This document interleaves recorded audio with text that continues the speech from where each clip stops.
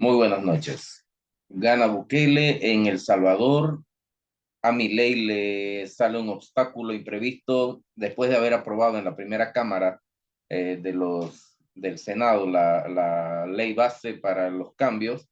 Resulta que la segunda, en la Cámara de Diputados, se la planchan, lo que revela traiciones dentro de su propio partido y dentro de bueno, de su movimiento, porque no es en realidad un partido, dentro de su movimiento La Libertad Avanza, y lógicamente de los grupos kirchneristas que están molestos, envidiando el haber perdido, bueno, el que Milei haya ganado, pero suceden otras cosas alrededor del mundo y todo eso va vinculándose con nosotros porque así es la política internacional. Resulta que Trump había apoyado a Javier Milei en sus acciones libertarias y había dicho que en el momento que él gane, que probablemente va a ganar, va a apoyar las acciones libertarias de Javier Milei.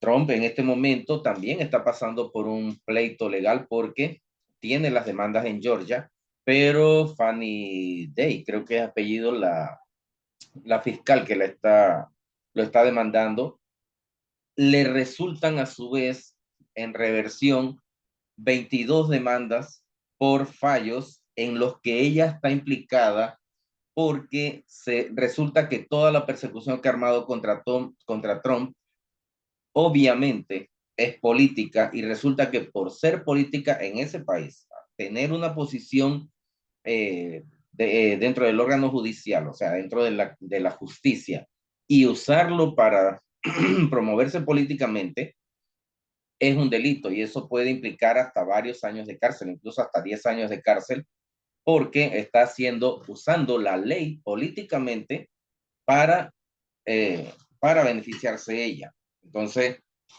esos 22 puntos, 17 de los cuales son definitivamente acusatorios y bastante demostrables, pueden ponerla en riesgo de quedar presa, mínimo perder la posición que tiene. Trump, sin embargo, como siempre que es acusado, resulta liberado y al final los acusadores son los que terminan eh, acusados, culpables de lo que están acusando a Trump. Siempre pasa eso. Lo mismo pasó con el asunto de Jeffrey Epstein cuando aparece en la lista, pero resulta que todos los demás señalaron que el nombre de Trump aparecía en la lista, pero el nombre de Trump aparecía en la lista porque se preguntó si él había ido a la isla y se contestó que no, que él nunca había ido a la isla, entonces que no conocía al tipo. Pero el resto que habían dicho eso resulta que sí están en la lista. Muchos de ellos están en la lista y van a ser investigados por esa razón, porque estaban metidos en el asunto ahora que se liberó la lista de Jeffrey Epstein. Bueno, mientras tanto, Bukele gana en El Salvador. 90% de la gente votó por él. En estadística se piensa que si tienes una evaluación de información y esa evaluación de información implica decisiones y si en la estadística las decisiones son tomadas por el 90%, o sea, solo tienes un 10% en un sentido y el 90% va en el otro sentido, ese 10% solamente debería conllevar excepciones que confirman la regla. Lo que quiere decir que básicamente en El Salvador el 90% de la gente decidió que Bukele debe seguir con su programa. Tan rebelde como es, Bukele hizo sentar a los Estados Unidos y a la Unión Europea diciéndoles que no se metieran en las decisiones de El Salvador. Lógicamente que un hombre de la talla de Bukele y con las decisiones que tomó ha mantenido a El Salvador libre, con seguridad y elevando su economía. Por otra parte, Milei en Argentina ya había propuesto una ley de bases para el cambio, la liberación de la economía y el mejoramiento de la economía argentina. Había sido aprobado por el Senado y aparentemente lo que se esperaba era que ya se oficializara con la Cámara de Diputados porque lo normal es que cuando llega a la Cámara de Diputados solamente sea confirmatorio, pero resulta que tanto los kirchneristas que habían hecho trato con él como gente de la Libertad Avanza, gobernadores que habían ganado la posición de gobernadores, promoviendo las ideas de Milei que incluían esa base, esa ley base, ahora se le presionaron a sus diputados para que votaran en contra y lo celebraron. O sea, celebraron que muchas decisiones que implican el seguimiento de esa agenda 2030 promovida por el Foro Económico se mantengan, como las leyes estas feministas, las leyes pro LGTB, las leyes que incluso, perdón, promueven el aborto, etcétera. Todas esas leyes y todos esos impuestos y beneficios que lo que hacen es destruir la economía y la sociedad se mantengan. Entonces, probablemente haya habido un apoyo externo porque es probable que el Foro Económico Mundial se haya sentido agredido por la valentía, por la audacia de Milei de llegar al corazón mismo del Foro Económico y restregarles en la cara la estupidez de las decisiones de la Agenda 2030. Ahora, acá en Panamá tenemos otros problemas. Hace poco, la semana pasada, hace una semana, se emite la orden de detención contra Ricardo Martinelli. Ricardo Martinelli es uno de los candidatos a la presidencia que se esperaba que se postulara como, bueno, se postuló como candidato a la presidencia, pero iba a iniciar campaña el 2 de febrero. El 2 de febrero. El 3 de febrero, el 1 de febrero se emite la orden de detención, pero esa orden, bajo las condiciones de la situación de Martinelli, tenía 5 días para ser ejecutoriada, 5 días que se cumplen hoy jueves. Resulta que en esos 5 días, Martinelli estuvo haciendo planes de cambiar la situación. Según las explicaciones que algunos abogados me han dado, la decisión de la jueza de la Corte Suprema, que ya tenía unas acusaciones ella misma por falta de seriedad, por corrupción, porque incluso utilizó un testigo que había tenido relaciones personales con ella. Esa jueza emitió la ley basándose en unas pruebas, pero aparentemente cuando se presentaron las pruebas para que ella evaluara, la decisión la tomó con base en esa evaluación, pero los abogados argumentaron, sustentaron que había un fallo en la evaluación, pero la ley de Panamá establece 2 pasos para eso, lo mismo que en el proceso de legal. Cuando se presentan las pruebas y el juez lo evalúa, la Corte Suprema lo evalúa, hay un paso en el que la jueza emite su opinión y los abogados interponen un recurso que dice, bueno, usted no ha evaluado bien las pruebas o las pruebas esas que se presentaron no han sido evaluadas correctamente. Pero la ley de nosotros establece 2 fases, una donde se dice que las pruebas no fueron evaluadas correctamente y otra en la que se dice qué fue lo que se hizo mal al evaluar las pruebas. Ellos no tenían por qué sustentar qué fue lo que se hizo mal, solo tenían que señalar que las pruebas fueron mal evaluadas para entonces que la jueza estableciera la fecha para entonces que ellos presentaran la explicación de por qué fueron mal evaluadas.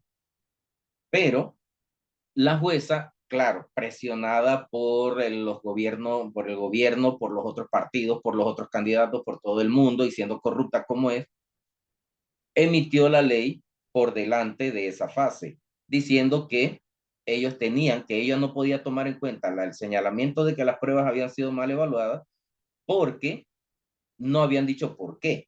O sea, no habían dicho por qué había sido mal evaluada. Y entonces ella tomó la decisión, pero ellos no tenían por qué decir en qué era lo que consistía la mala evaluación. Tenían que esperar otra fase. O sea, se adelantó en la emisión de la orden de detención y en el juzgamiento de la situación y en la emisión de la orden de detención. En estos 5 días, Martinelli los tenía para ser notificado y ejecutoriada la detención hasta hoy jueves. Pero en estos días que sucedieron estas cosas, él tenía él podía aplicar, sus abogados podían aplicar el recurso de, de señalar que esa decisión, esa orden de detención no era legal y que por tanto no se podía ejecutoriar. En ese caso, como no se había ejecutoriado, él podía, entrando dentro del periodo electoral, atenerse al fuero electoral y ya no lo podían detener. Así que ellos tenían necesariamente que emitir esa orden antes del periodo electoral.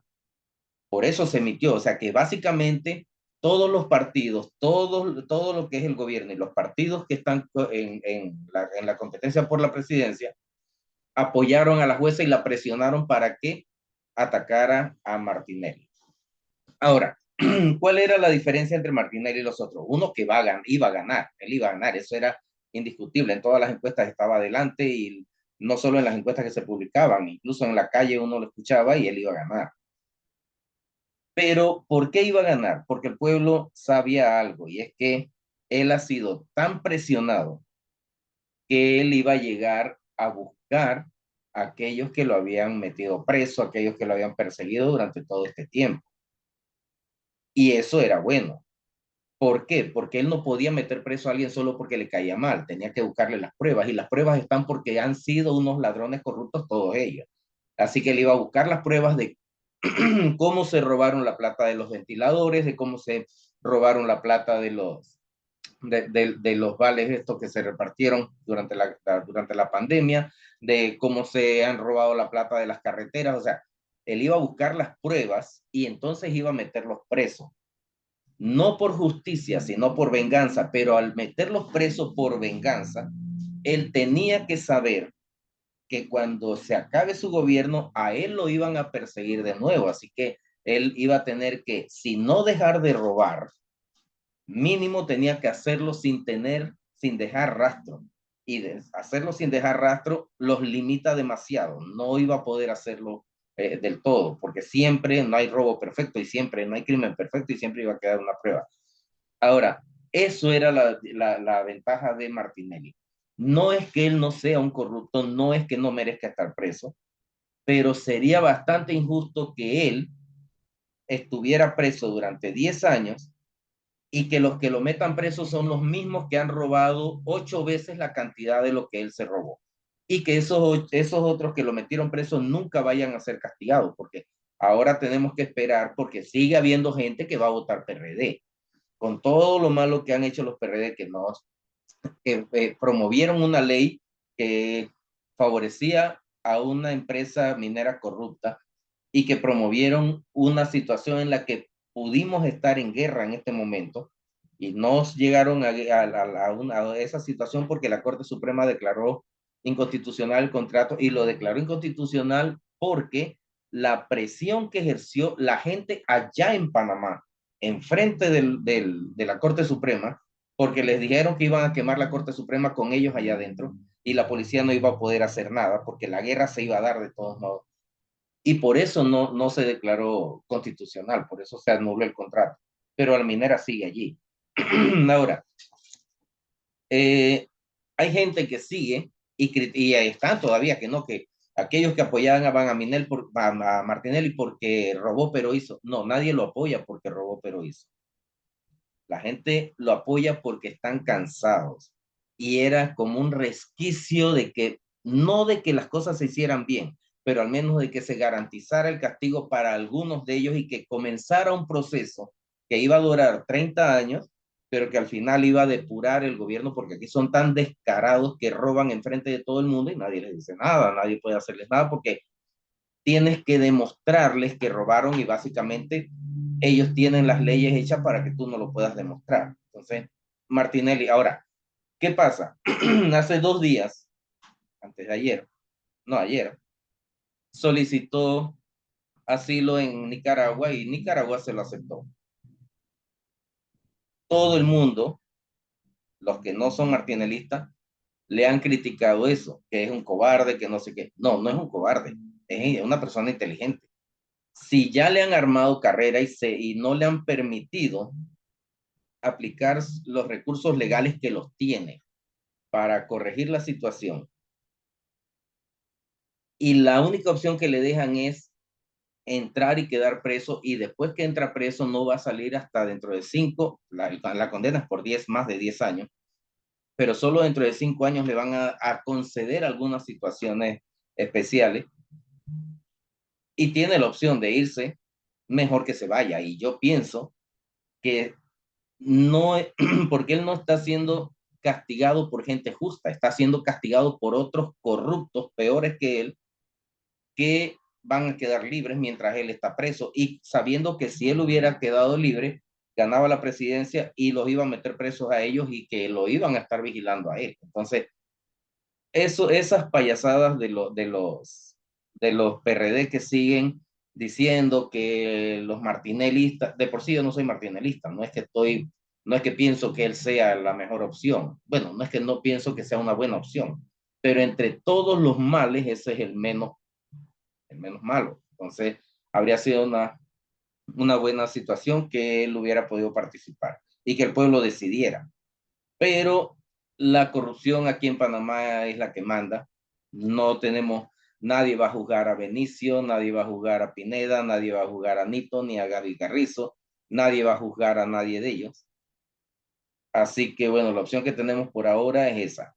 No tenemos a nadie eh, que tenga esas características, no tenemos nadie, ni siquiera una parte de la talla de Milei o de Bukele o ni siquiera de Trump, que probablemente Trump gane las elecciones en Estados Unidos, probablemente las gane, eh, bueno, ya las ganó Bukele en Salvador y las ganó Milei en Argentina, probablemente las gane eh, Bolsonaro en Brasil en unos años, y esto puede que vaya cambiando lento, pero habría sido bueno que eso que está pasando en otros países pasara aquí en Panamá, porque el avance de la izquierda y la Agenda 2030 nos han traído muchos problemas, y tenemos en puertas la Ley 409, que va en contra del bienestar de los niños y la familia. Y no hemos hecho nada todavía. Apenas si se está discutiendo, la mayoría no la conocemos, hay que leerla y mucha gente no la está leyendo. Nadie se quiere enterar de lo que está pasando, pero vamos a ver qué pasa. Mientras tanto, bueno, esperemos que todo salga bien, y saludos a Martinelli hasta Nicaragua. Denle like y compartan este video.